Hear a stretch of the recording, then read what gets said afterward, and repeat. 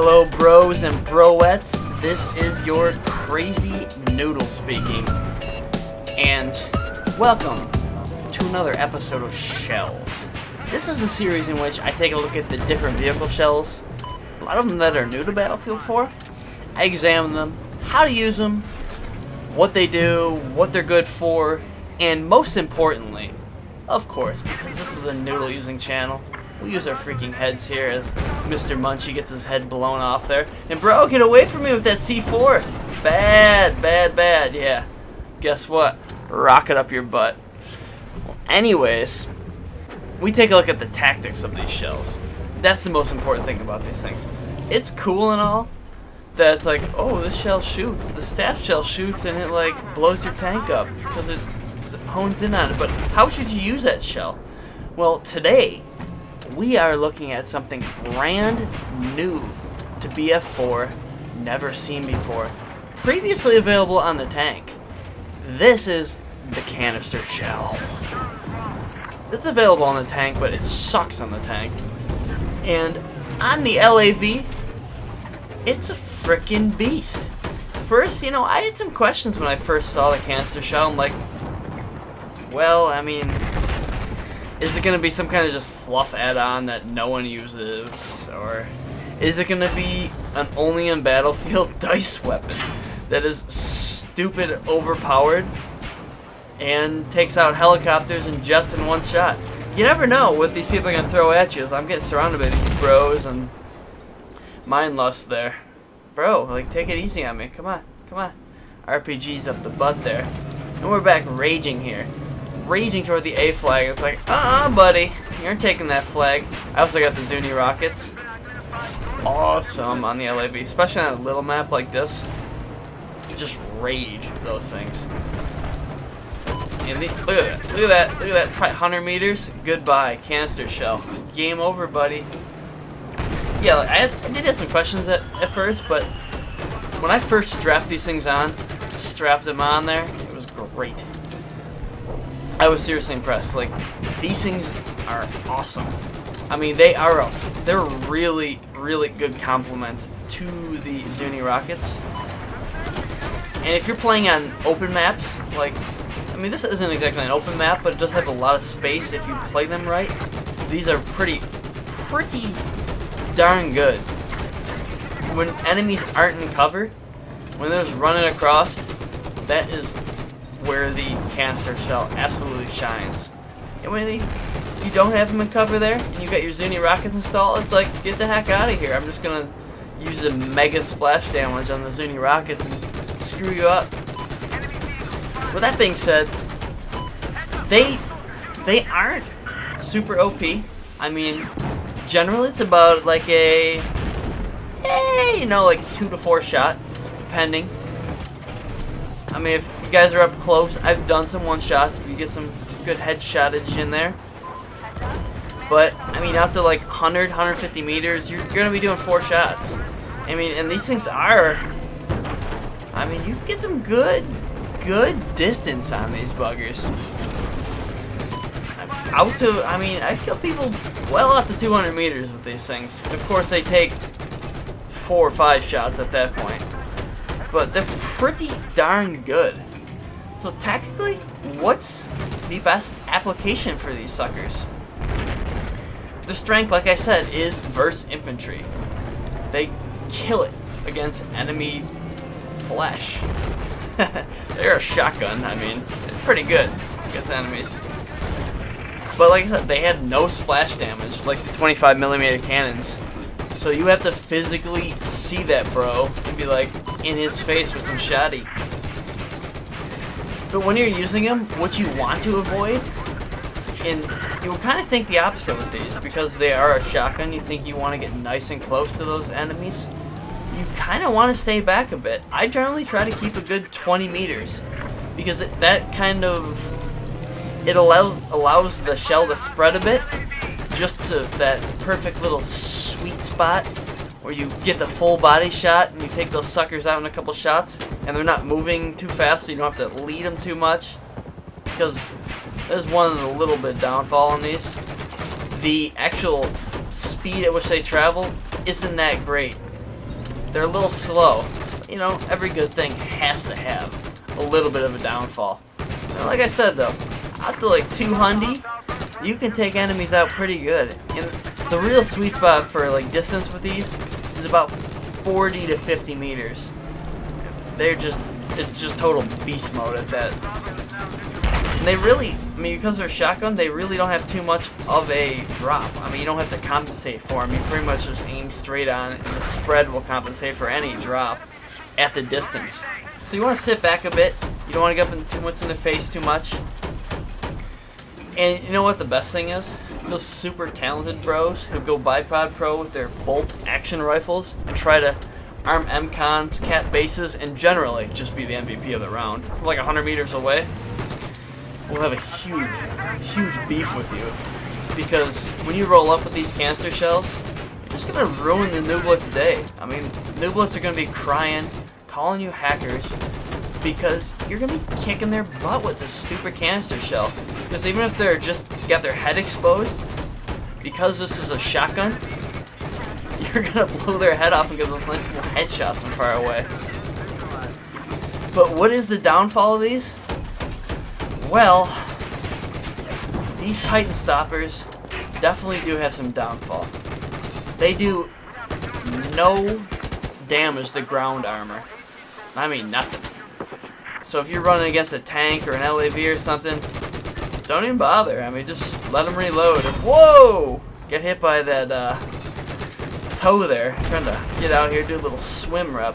Maybe do some acrobatics in the water with my teaming here, as he reps me as well. This dude was seriously a good teamie. Totally repped me all the time and was just good. I mean, most times, I don't always play in squads because half the people who get in your LAV tank or something, you jump out to repair and they have no idea what you're doing. Steal your tank. And that pisses me off. This guy was the man. Zipstream, you're the man. And I do, like I said, I always do combine these with the Zunis because you need that splash damage. Having guys run behind things, you have got to have something where you can, if you've got somebody shooting an RPG at you and you're down to like 20 health, and you're like, the next RPG is going to take me out, you've got to have that splash damage to kind of get behind whatever that bro's hiding behind and kill him before he takes you out. But like I said, this greatly eliminates your ability on armor. On armor heavy maps like Golmud Railway, Silk Road, you're gonna have a bit of a problem with these things. You know, whereas before you could pretty much only mildly get your butt handed to you by tanks, you're pretty much just gonna get pwned when you're going against a tank with whether you have the Zunis or whatever installed and these things, because they do no damage to a tank. Tank's like, whatever, shoot them at me all day long. I've got 3 inches of frickin' armor. Your shotgun isn't gonna do anything. And with that being said, if you are going to brave it and go out there on Golmud Railway and use these things, I do recommend you use the tow missile. Because with the Zunis, you do have great infantry, but on like Golmud Railway, Silk Road, you know the maps, where there's 15 tanks and they're everywhere and you're at a disadvantage. You want to be able to hit them with that one shot and do that 40 damage. And the tow missile will disable a tank.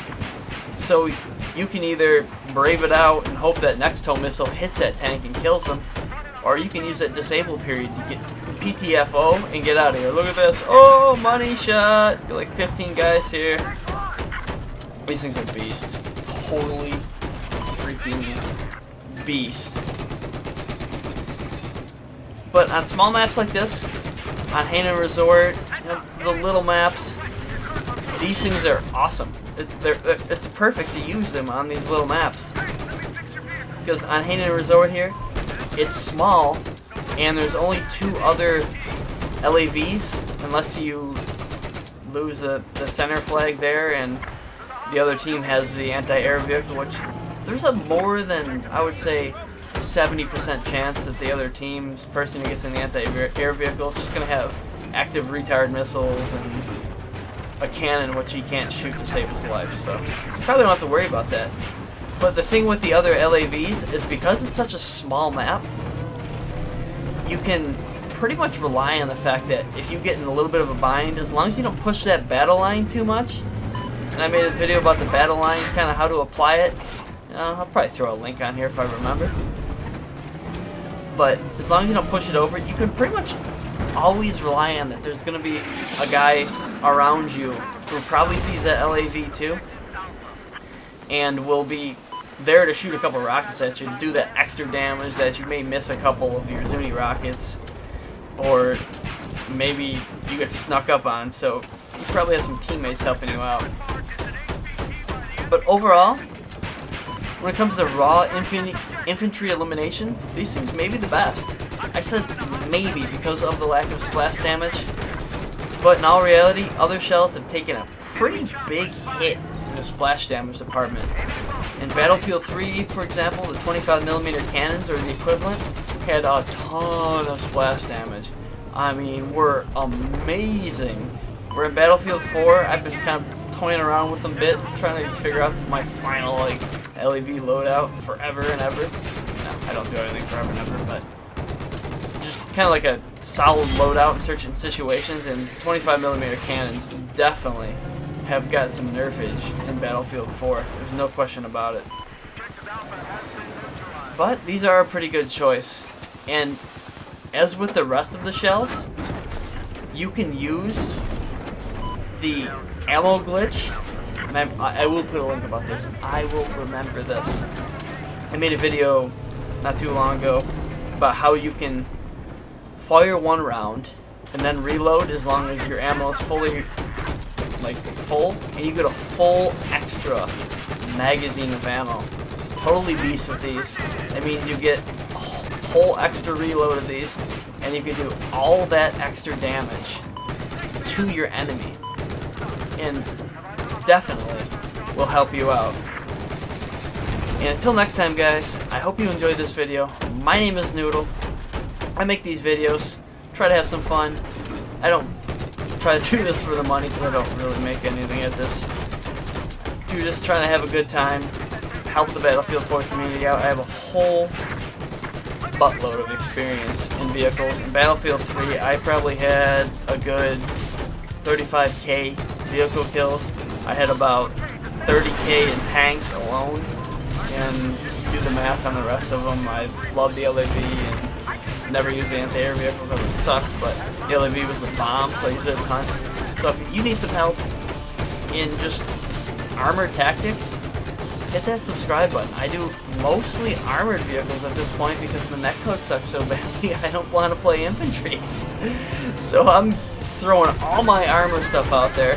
Battlefield 3, at one point I reset my stats and played only armor, and I had nearly a 7-to-1 KD. So I might know a thing or two about armored warfare, and I'm throwing them out here on YouTube for free.